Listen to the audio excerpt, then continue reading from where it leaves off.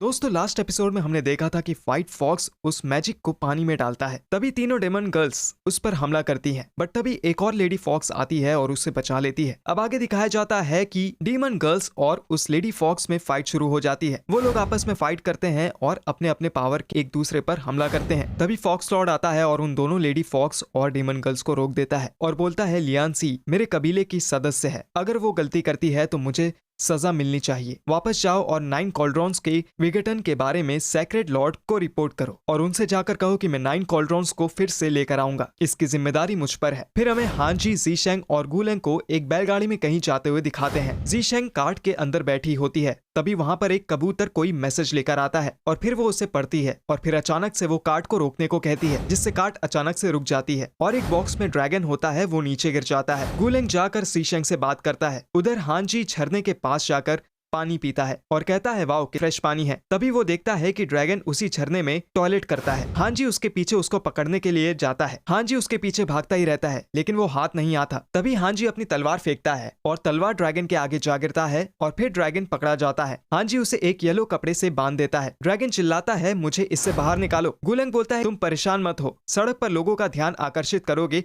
इसीलिए तुम इसे ढकने के लिए पहचानो। हांजी ड्रैगन से कहता है तुम इसी के लायक हो। फिर हांजी और गुलेंग आपस में बात करते हैं। हांजी कहता है कि बाकी कारवां क्यों नहीं देख सकते। गुलेंग कहता है कि जीशेंग पहले ही कारवां डिसमिस कर चुकी है, हम नहीं जानते कि बाद में ये कितना खतरनाक होगा। हांजी कहता है कि जितने कम लोग शामिल हो उतना अच्छा है, तो क्या हम ही बचे हैं। तभी ड्रैगन उन दोनों का मजाक उड़ाता है और कहता है क्या हुआ यंग बॉयज, डर गए क्या। तभी हांजी गुस्सा हो जाता है और ड्रैगन से कहता है चुप रहो पागल ड्रैगन, और उन दोनों में आपस में फाइट शुरू हो जाती है। तभी जीशेंग वहां आती है और कहती है उल्लू बनाना बंद करो, लियू शहर की सीमाएं आगे है, क्या वास्तव में 9 कॉल्ड्रॉन्स में से एक वहां गिरा था। फिर ड्रैगन कहता है मेरी चिड़चिड़ापन में कुछ भी गलत नहीं है, इस पर विश्वास करना या ना करना आप पर है, ये भी आप पर निर्भर करता है कि जाना है या नहीं। और गुस्से में बोलता है तुम बेशर्म पापी और चालाक पूर्वजों ने मुझे 1000 साल के लिए कैद किया, ये बहुत अपमानजनक है। मेरी शक्ति को बहाल करने का वेट करो, फिर देखना और मैं दुगनी कठिनाई से तुम्हारे पास वापस आऊंगा। जीशेंग कहती है ठीक है, हम 9 कलाहड़ी वापस खोजने की जरूरत है, मुझे जो करना है उसे पूरा करने के लिए वेट करो, आप चाहो तो ले सकेंगे, चलो चले। अब हमें एक जगह दिखाया जाता है जहाँ 2 लोग खड़े होते हैं,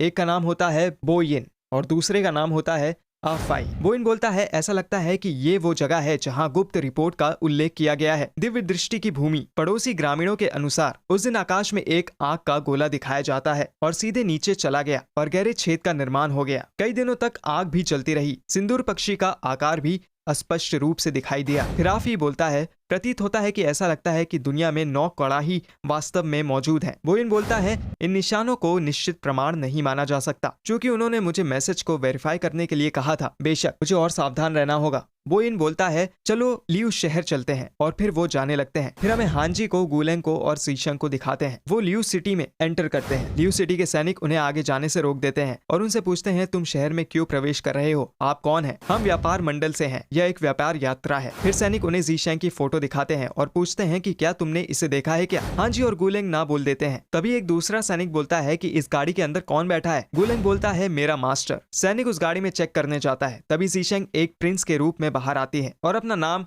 मिंग्यू बताती है। सैनिक उनसे माफी मांगते हैं। जीशेंग बोलती है कि गार्ड की ड्यूटी है, मैं इंतजार करूंगा और सहयोग करूंगा। तभी एक जन आता है जिसने शराब पी रखी होती है और वो मन में ब्यूटी ब्यूटी कहकर बड़बड़ाता है। वो जीशेंग को देखकर उस पर फिदा हो जाता है और उसके पास जाने लगता है। तभी हांजी उसकी रक्षा करने के लिए एक रक्षक बनकर उसके आगे आके खड़ा हो जाता है। फिर उसके बाद वो ड्रैगन की तरफ अट्रैक्ट होता है और उसे जाकर किस करने लगता है। वो ड्रैगन को छोड़ता ही नहीं है, सब उसे छुड़ाने की कोशिश करते हैं बट वो नहीं छोड़ता है। फिर वहां पे सभी लोग ये सब देखकर हंसने लगते हैं। फिर एक सैनिक उसे पकड़ता है और रोकता है। इस चीज के लिए सैनिक हांजी से माफी मांगता है और उसे वहां से ले जाता है। उसके बाद बाकी सैनिक जीशेंग से माफी मांगते हैं। जीशेंग इट्स ओके बोलती है और कहती है अगर आप नहीं जानते हैं कि क्या जांचना है तो क्या हम शहर में प्रवेश कर सकते हैं। फिर सैनिक कहता है ऑफ कोर्स आप जा सकते हैं, और वे दूसरे सैनिक को आदेश देता है कि इन्हें अंदर जाने दे, और फिर वो लोग वहां से चले जाते हैं। फिर एक जगह दिखाया जाता है जहाँ हांजी इधर से उधर घूम रहा होता है, वहाँ जीशेंग भी बैठी होती है। तभी गुलेंग वहां पर आता है। वो बोलता है हमने बहुत पहले पूछताछ की फेंग वू नाम की एक असाधारण सुंदर महिला से जो शहर में आई। उसने लियू शहर के संबंधित लोगों को एक बड़ी राशि का भुगतान किया और शहर के बाहरी इलाके में एक जागीर को डिस्ट्रॉय कर दिया। ये ली विलेज में दिखाई जाता है। गुलेंग बोलता है जो लोग गाँव में आते हैं और जाते हैं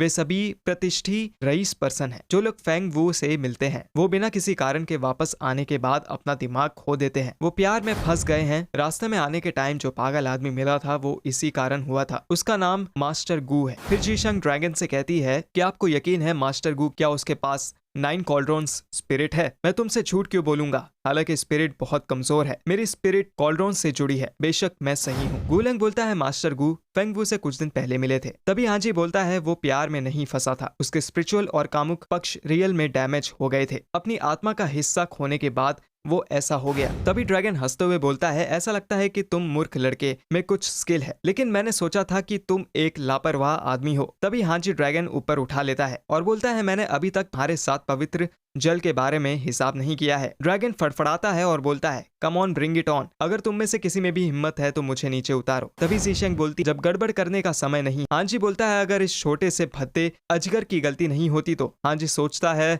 और बोलता है मास्टर गू पर 9 कॉल्ड्रॉन्स की स्पिरिट याले गांव से आनी चाहिए। जीशंग कहती है ऑफ कोर्स। हांजी कहता है फिर मैं आज रात डिटेल्स देखने के लिए याले गांव जाऊंगा। जीशंग कहती है नहीं, हमें इस मामले पर और विचार करने की जरूरत है। फिर हांजी शॉक्ड हो जाता है और देखता है तभी गूलेंग हांजी के ऊपर हाथ रखता है। तो हांजी कहता है अब तुम ये मत कहना कि यंग लेडी जीशंग की अब प्लान है, राइट? और वो मन में सोचता है और बड़बड़ाता है और औरत के बीच का अंतर वास्तव में बहुत बड़ा है। अगर मेरे सीनियर ऐसी स्थिति में होते तो उन्हें अब तक मार दिया जाना चाहिए था। फिर हमें एक लड़की को छींकते हुए दिखाते हैं। इसका नाम मो जुआन होता है, जो एक लड़के के फोटो लेकर लोगों से पूछता फिरता है कि क्या उसे देखा है। वो सबसे पूछ कर परेशान करती है। वो फोटो दिखाती है और बोलती है इसका नाम हांजी है, क्या आपने इसे देखा है? ये मेरा जूनियर है। आदमी बोलता है नहीं, मैंने नहीं देखा है इसे। फिर चला जाता है। फिर वो सैड हो जाती है और बोलती है वो जरूर रूप से अध्यात्म शक्तिवान की तलवार के निशाने का पता लगाने के लिए आया था। वो सबसे उसके बुरे में पूछती रहती है बट सब मना कर देते हैं।